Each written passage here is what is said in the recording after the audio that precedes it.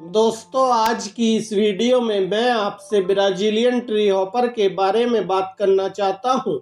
इस आकर्षक कीट को बोसिडियम ग्लोबुलर के नाम से भी जाना जाता है और यह ब्राजील का मूल निवासी है।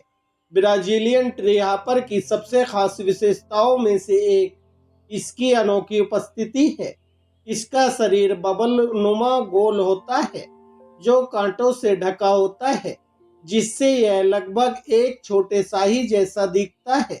अपनी डरावनी उपस्थिति के बावजूद ब्राजीलियन ट्री हॉपर वास्तव में मनुष्यों के लिए बिल्कुल हानिरहित है।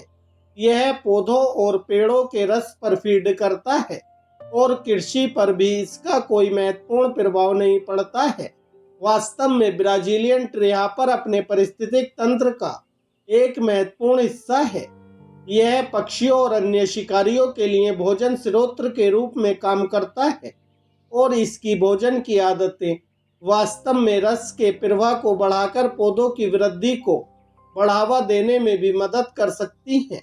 ब्राजीलियन ट्री हॉपर के बारे में एक और दिलचस्प तथ्य यह है कि यह कंपन का उपयोग करके अपनी प्रजाति के अन्य सदस्यों के साथ संचार करता है। यह जिस सतह पर बैठता है उस पर अपने पैरों को थपथपाकर ये कंपन पैदा करता है और अन्य ट्री हॉपर 50 सेंटीमीटर की दूरी से भी इन संकेतों को पकड़ सकते हैं। इसके वक्ष पर असामान्य उपांग होते हैं। वैसे तो ट्री हॉपर दुनिया भर में पाए जा सकते हैं, लेकिन ये ज्यादातर अफ्रीका, उत्तर और दक्षिण अमेरिका, एशिया और ऑस्ट्रेलिया में पाए जाते हैं। ये सीमित गति प्रदर्शित करते हैं और इनका प्राथमिक भोजन स्रोत पत्तियों के नीचे की तरफ होता है। ये हीमा मेटाबोल्स विकास भी प्रदर्शित करते हैं। ट्री हॉपर की लंबाई लगभग 2 मिलीमीटर से लेकर 2 सेंटीमीटर तक हो जाती है। ये पत्तियों के नीचे की तरफ भोजन करते हैं। इन्हें रस चूसने वाले कीट माना जाता है। ब्राजील के ट्री हॉपर के जीवन चक्र के लिए पौधे जरूरी हैं।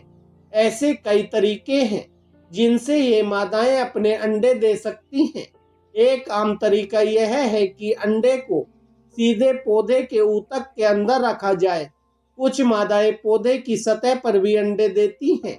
इस प्रजाति में विशेष रूप से हेमी मेटाबोल्स विकास होता है, जहां ये एक अंडे के रूप में शुरू होते हैं, एक निम्फ में बढ़ते हैं, वयस्क परिपक्वता तक पहुंचते हैं। इस प्रजाति के वक्ष से निकलने वाले बहुत स्पष्ट गोलाकार उपांग होते हैं। कीट विज्ञानी अभी भी इन उपांगों के सटीक उद्देश्य के बारे में निश्चित नहीं है। हालांकि यह प्रस्तावित किया गया है कि उपांग इनके शिकारियों को रोककर इनकी रक्षा करते हैं। ये पत्तेदार पेड़ों की ऊपरी शाखाओं पर रहना ज्यादा पसंद करते हैं, जहां ये भोजन कर सकते हैं।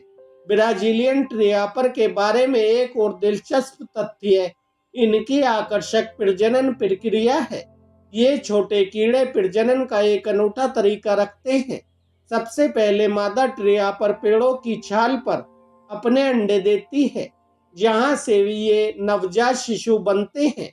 वयस्क होने से पहले ये नवजात शिशु कई बार पिघलते हैं, लेकिन यहाँ एक और दिलचस्प तथ्य यह बन जाता है, जब संभोग का समय आता है तो नर ट्री हॉपर मादा की पीठ को पकड़ने के लिए अपने बढ़े हुए अगले पैरों का उपयोग करता है। फिर वह अपने पेट का उपयोग करके शुक्राणु को मादा के पेट पर एक विशेष थैली में स्थानांतरित करता है। फिर मादा इस शुक्राणु का उपयोग अपने अंडों को निषेचित करने के लिए करती है, क्योंकि वह उन्हें पेड़ों की छाल पर रखती है। इस प्रक्रिया को दर्दनाक गर्भाधान के रूप में भी जाना जाता है, क्योंकि इससे मादा को शारीरिक नुकसान हो सकता है। हालांकि ब्राजीलियन ट्री हॉपर ने खुद को इस नुकसान से बचाने का एक तरीका विकसित किया है। इनके पेट मोटे हो गए हैं और नर के तीखे जननांगों से होने वाले नुकसान के प्रति ज्यादा प्रतिरोधी हो गए हैं।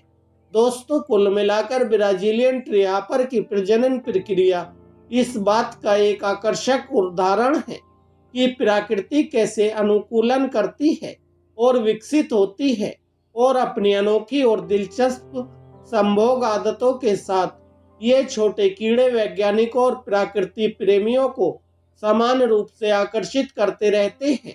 दोस्तों, इसी तरह की पशु पक्षियों के बारे में नई नई जानकारी से जुड़े रहने के लिए हमारे चैनल को सब्सक्राइब करें, वीडियो को लाइक करें। धन्यवाद दोस्तों।